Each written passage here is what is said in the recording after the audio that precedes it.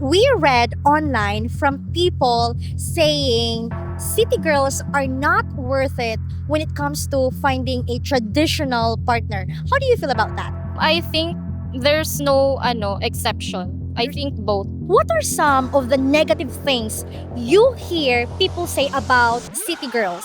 We read online from people saying city girls are not worth it when it comes to finding a traditional partner. How do you feel about that? I would say that Filipino girl, we all know that Filipino girl is not true. That city girl is not worth it to love, because we all know that Filipina is lovable, caring. Um, I would say that it is worth it to love Filipina girl like me. A Filipino girl like you, like from the from the city. Yes, I'm from the city. Okay. But my mother is also from province, and I'm grow in city. You grew up here in Naga City. I really love her attitude.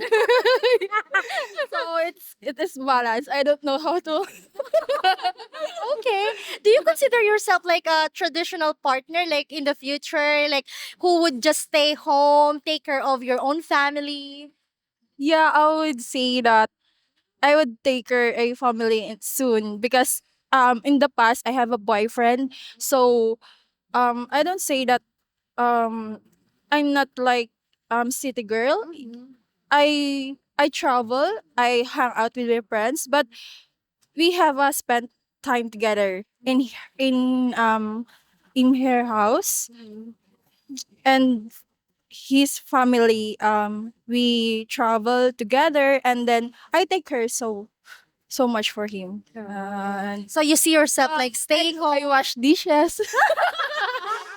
I wash plates. Yeah. And then I am 26-year-old, and Ready to settle down. yeah, ready to start. I love that. Yeah.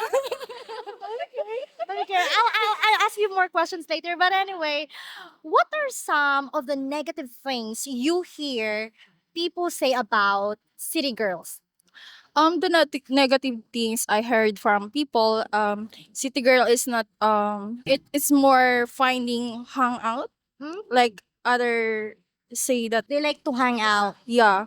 And then it's not worth it, because city girl is also a cheater. Hmm? Cheater. More boys, hang out with more boys. Yeah. Yeah. Is any of it true? No. Do you hang out a lot with boys?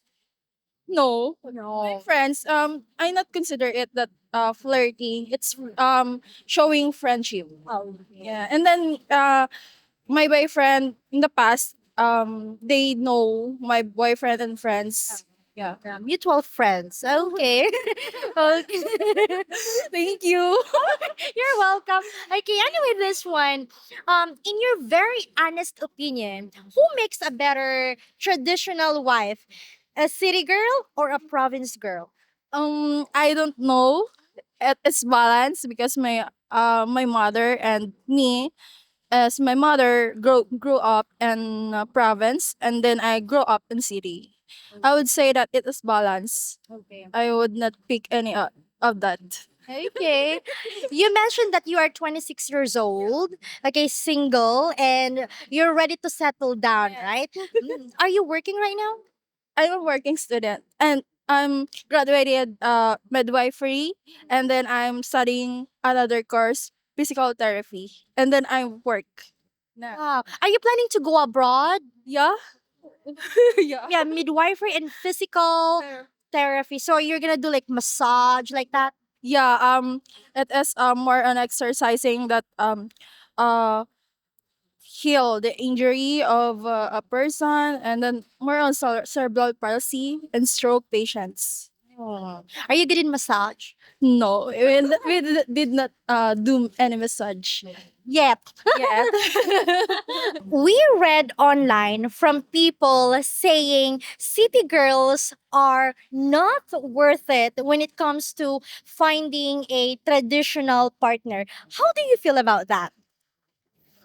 In my personal opinion, I don't think so. I think still depends on a person, whether you are a city girl or from rural areas. Still, it depends on the mentality of a person, whether your priorities, your family, then you can be a traditional. Even traditional doesn't mean you have to stay at home and then do all the chores and then uh, serve your husband and etc. Being a traditional wife for me kasi is having a complete family with your husband, serving your husband. At the same time, your husband is serving you because it takes two to tango, isn't it? So I don't think it's either way. It could be you could be a city girl whose priority is to have and become a traditional wife, and yet you are still doing your personal work, etc. And because I also knew some others who are also from other, not a city girl, but still they are doing they are not a traditional wife, so I don't think so. For me, it's also the same with my friend. Based on my experience, you can be full a traditional, depends upon the husband if he is capable to live family, Provide. to provide your family alone. If he can't provide, both you have to work Mhm. and do the same. You are, while you are doing your chores, you still performing the housewife. So Still traditional. traditional, it doesn't mean you are a city girl. You both, you can do it. Okay. Okay. Whether you are from the province or you're from the city. Okay. Now, this one. What are some of the negative things you hear people say about city girls? Liberated. Usually city girls are liberated because before we do not live here in the city, but then there were times that it's better to live in the city because liberated, and parang they are free to do everything what they want. And now that we're living here, okay lang naman. Okay. Parang Fine. it's fine. They're all the same. Kasi naman there are also um people who are not in the city, but yet they have their lives. They live their life whatever they want. But is that like very true here that city girls are liberated? Like very true. Um in Naga City, parang hindi naman. Not really. Not really. Oo. Means, Province pa din. Yeah. Yeah, Naga City is not really like Manila. Yeah, Like, yeah. it's liberated. So liberated, unlike other cities, known cities. Depende pa din sa halimbawa taga-rural area, medyo iba yung level kasi pag taga Naga City ka, It you're depends. independent, you can do both, parang ganon. Pero pag from rural ka, parang very naive yung dating ng wives or girl, iba ang So if you're from the bringing yung province, personality, parang iba, may difference siya. if you compared it Yeah, to oo. city girls from here from Naga. Confident kasi pag taga city, parang ganon. Okay, women here are more confident. Okay, I really love your answers. You're welcome. Promise. I'm just so satisfied for you for Miss Universe. Both are married, right? Yeah, Yes. yeah. How long have you been married, ma'am? Oh, 20 years. Wow, and you, ma'am? Ah. She forgot. You're single? I've been married for 10 years. Okay, can you? You've been married for 10 years. 10 years. Filipino or foreigner? I've been married to Japanese citizen. Yeah. 10 years. For 10 years. And we live in Japan for about 25 years. But I've been divorced for almost 14 years. So you're single now? Yeah, I'm single now. Are you looking for like a serious relationship or another marriage? Who knows? Oh, I don't think so. Why? Looking for. I'm happy being single. Doing your thing, right? Yeah. It doesn't mean you are single, you're alone. I'm happy being what I'm now. How old are you, ma'am? I'm 49. 49. Yeah. And looking pretty. That's the same thing. How about you, ma'am? How old are you po? 47. Magpo-47. Oh my God, na-reveal na. I hope when reveal. I hope when Na-reveal na ba to?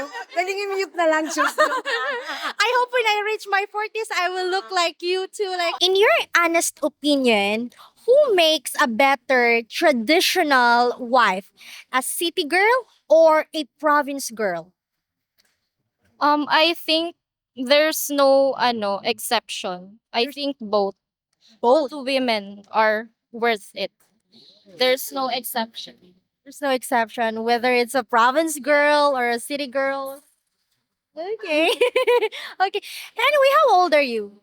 I'm 23, Single or with boyfriend or with partner? single. Since when? Years. 2 years now. Yes. Okay. And you're working, right? Yes. May we know what's your job? I'm a sales associate from a vape shop in Iriga City. Iriga. That's far from here. Yes. What are you doing here in Naga? We're just Hanging out around? with my friend. Oh yeah, she has a beautiful friend too, waiting for her. She's very pretty. I really like her face. It's tiny, it's beautiful. But anyway, thank you so much, man. Thank you for having this interview. We really appreciate your time. Hopefully, we earn your subscription. And also, if you like our content, please consider becoming a member for exclusive videos. Thank you so much for watching and take care, everyone. Bye bye. Beautiful reflections